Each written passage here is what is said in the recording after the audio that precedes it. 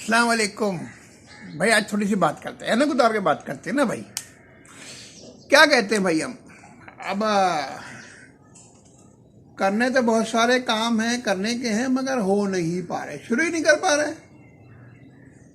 लेकिन एक उसूल सीधा साधा है, आप जो काम आपको करना है, जो आपकी प्रायोरिटी आप करेंगे, आप बाकी चीज़ें आपकी प्रायोरिटी में नहीं। तो अगर आप चीज़ आपकी प्रायोरिटी में नहीं है तो नहीं होगा।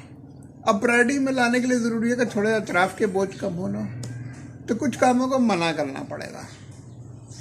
ये देखें, ना बोलना सबसे मुश्किल काम है, मगर सीखना तो यही है। ना बोलना सीखें। जो चीज़ आपकी प्रायोरिटीज़ में नहीं है, जो चीज़ आपको नुकसान पहुंचा रही है, आपको देखें आपके पास सिर्फ 86,400 सेकंड है एक दिन में, तो उसके लिए आपको क्या करेंगे? आप यही करेंगे ना। तो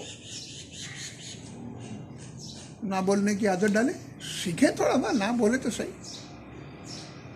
तो अल्लाह ताला आपकी ज़िंदगी आसान करे, आपकी मदद करे, हिम्मत दे, रहनुमाई करे कि सही प्रायोरिटीज़ आप सेट कर सकें।